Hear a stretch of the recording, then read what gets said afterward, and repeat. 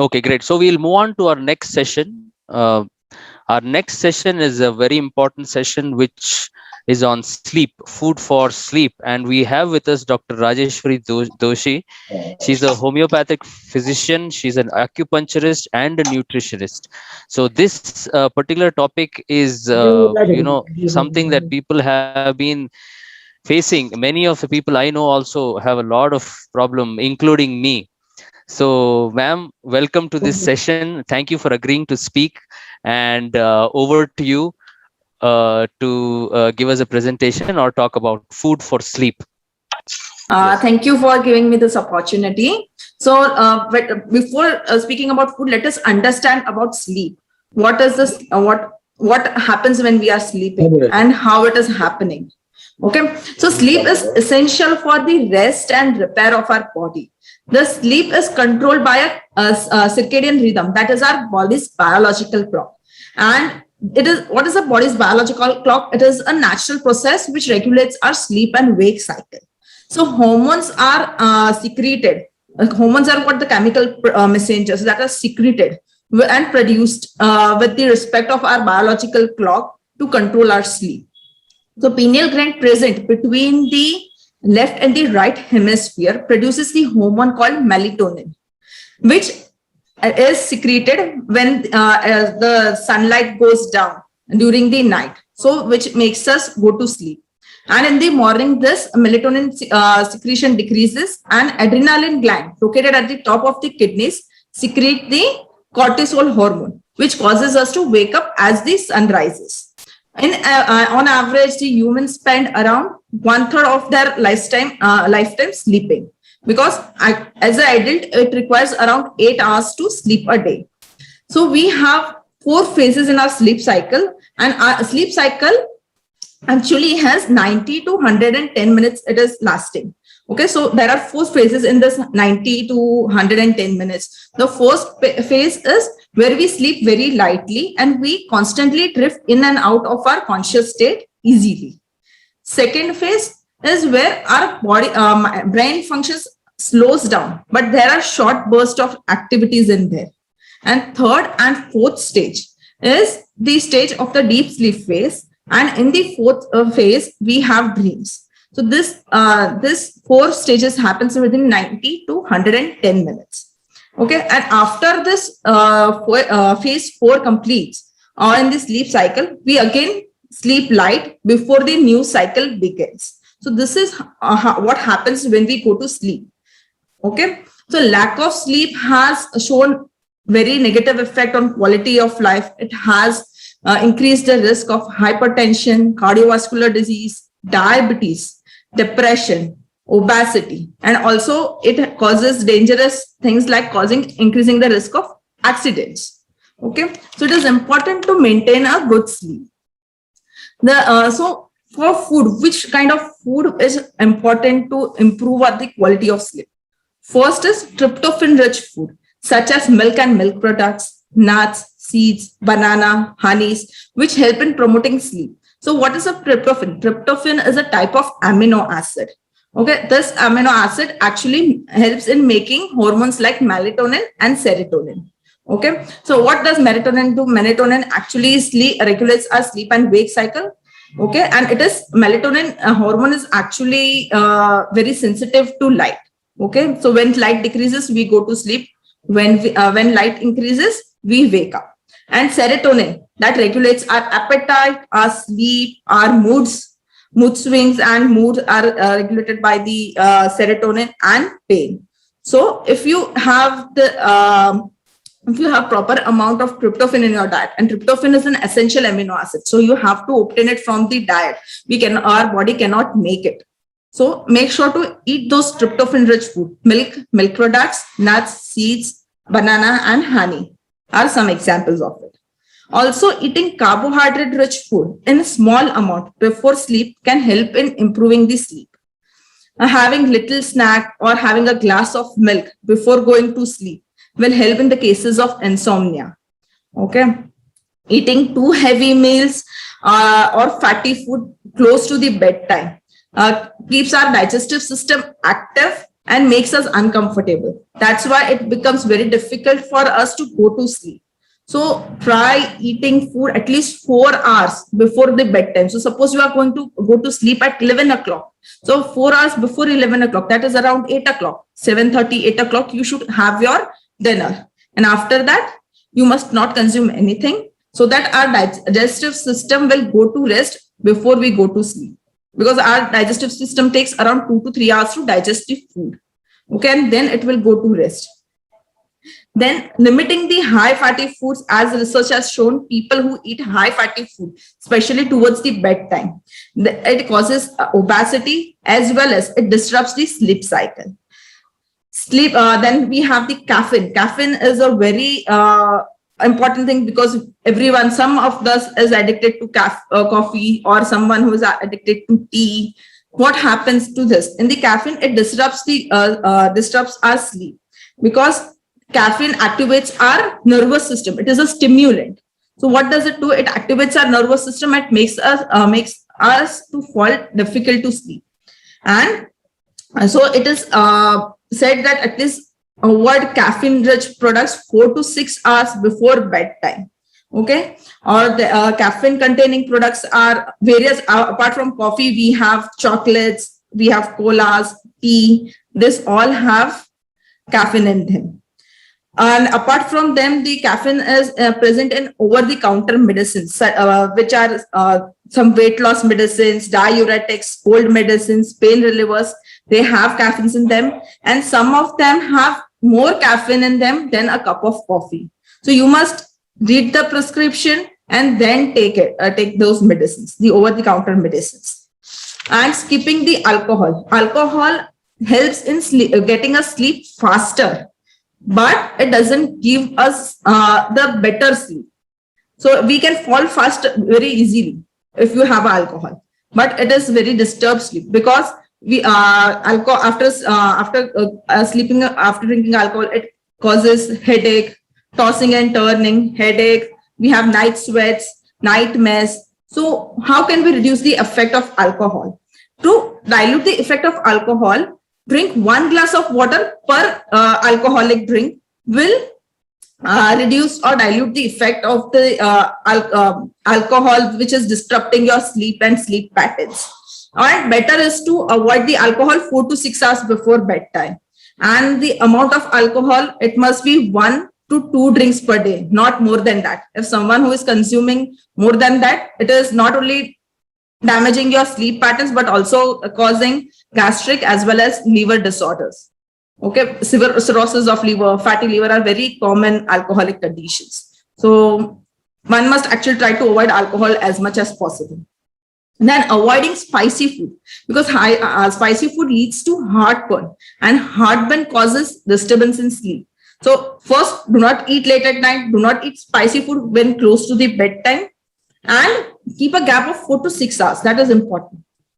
Then don't smoke. Smoking before bedtime, if when in the middle, when you wake up, because someone who have who have stressful life, they wake up in the middle of night. So don't smoke in that, because nicotine present in this smoke or in the cigarette, it is a stimulant, and it has same effect as caffeine.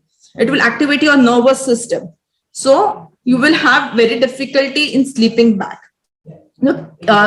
Try avoiding it, and if possible, try quitting the smoke, because it doesn't only disrupt your sleep but also affects your lung, because all the smoke which you inhale gets deposited in the lungs, in the alveoli of the lungs, which causes difficulty in gaseous exchange, and later on the blood and lungs actually exchange oxygen and carbon dioxide. So if there is a deposition of smoke in them, this will also be causing some respiratory disorders further. And lung cancer is also one of the side effects of smoking. And cutting the fluid after 8 p.m. So many people, especially after age of 55 or 60, they have to wake up in the midnight to go to washroom, to urinate. So if in that case, make sure you keep your like 1.5 liter or 2 liter of water throughout the day, but cut off your water after 8 p.m. So you do not have to wake up at night and go to the bathroom to urinate. So make sure of that. Someone who is actually suffering from like has to go to pass urine, especially at night. And include magnesium in RDA amount. RDA is for 19 to 30 years of age, it is 400 milligrams. And more than 31 years of age, it is 420 milligrams in men. And in women, it is 310 and 320 milligrams respectively.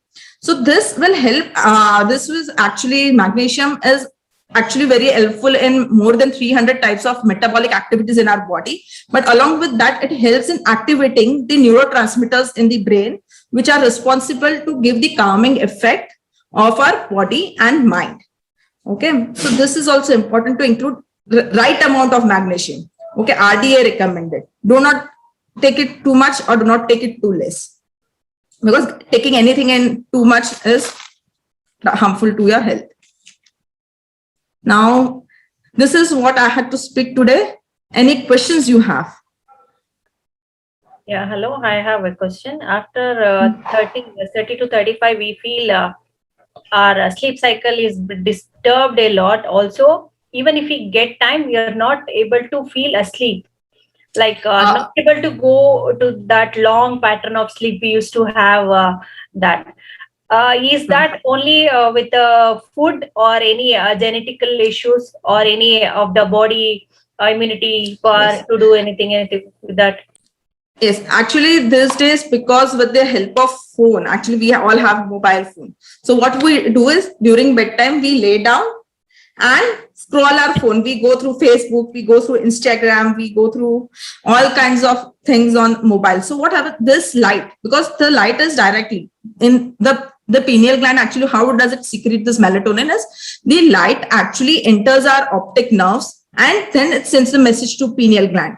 But if because we are viewing the light in the phone, because in the darkness our view is on the light from our phone, so what will it do? It will not produce melatonin at that level which is required for us to fall asleep. So it is better, like, at least half an hour before going to bed, do not use phone or something which emits light so much.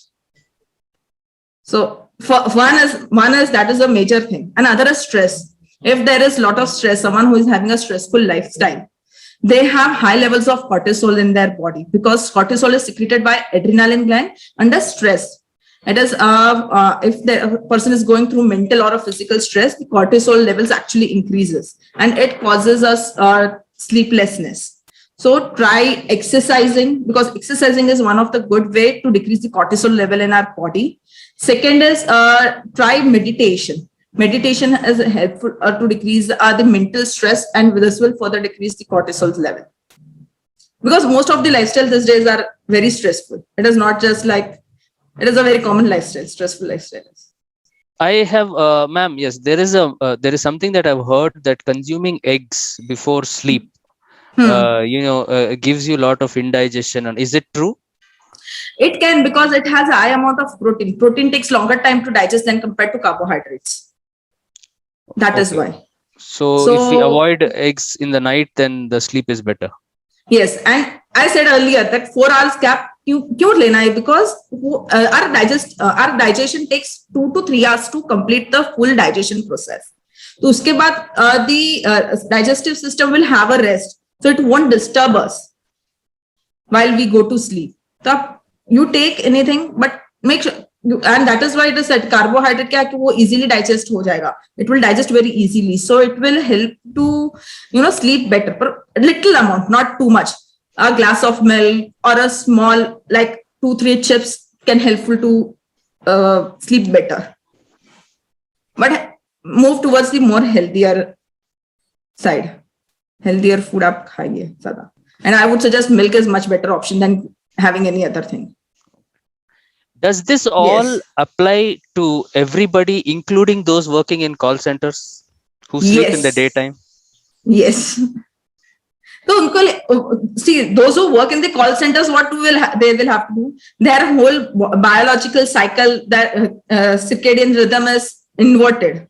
So what do they have to do? They will have to close their home and make it look like it is a night, and then they can sleep. Otherwise, they won't be able to sleep.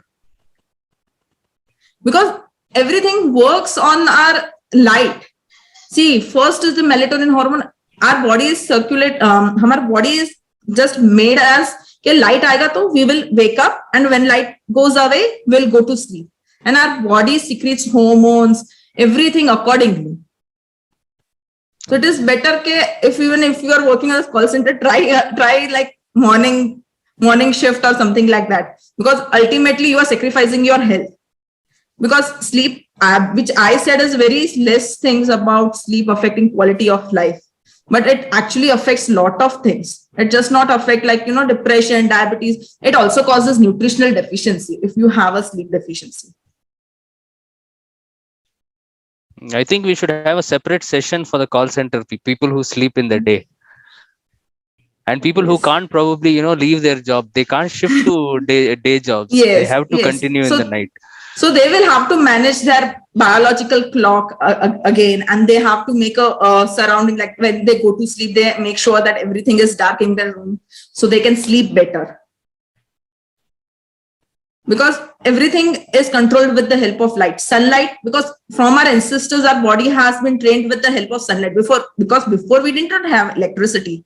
I think in India, I think past 70 years back, we didn't have this much of electricity in every part of the country, right? So our body has been trained according to the sunlight, and we are just trying to change it by keeping ourselves awake till 1 o'clock, 2 o'clock at night, continuously scrolling in our phones, working at night. So we are just changing whole of our biological cycle. So that is why we are having too many chronic diseases these days. So I have one more query to make. Like, what is the sleep hours for a usual 3-year baby and a 8-year baby? Because nowadays we are not seeing much of sleep with them. Yes, for like around 9 to 12 years, they sleep around 9 hours a day. And 3 years baby, they actually can sleep around, I think 16 hours a day. They can sleep that much because they don't have any work, right? So they can actually sleep like 16 hours a day. In the beginning, they will be sleeping out of, like in the infancy, they sleep around 20 hours a day, right? Infancy, the first year of their birth. Correct. And slowly it decreases to like 20 to 17, 16. It will decrease slowly. And after 5 years of age, 9 hours a day. Okay, if those hours are not met, they are sleep deficient, right? Yes, they are sleep deficient. But also with this, actually, we have a problem in, like, we have ADHD, the attention deficit hyperactivity disorder. So in those cases, the children won't sleep so easily. So you have to even go through those things also, see if they are having any kind of ADHD or anything like that. Yeah, should be monitoring. Thank you so much. Yeah.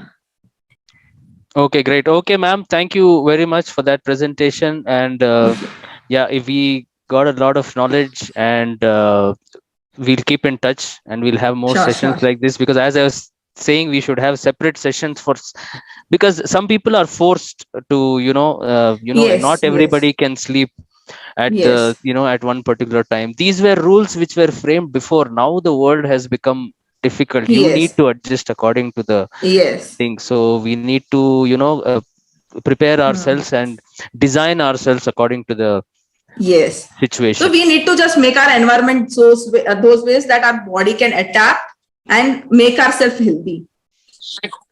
Yes. And nutrition actually plays a very important role in sleep also. Having good amount of vegetables, like 50% of your diet must contain vegetables. So it will be very helpful in that, because they have phytonutrients and many other micronutrients in them, which help us to sleep better. Okay, ma'am. Great. So thank you very much.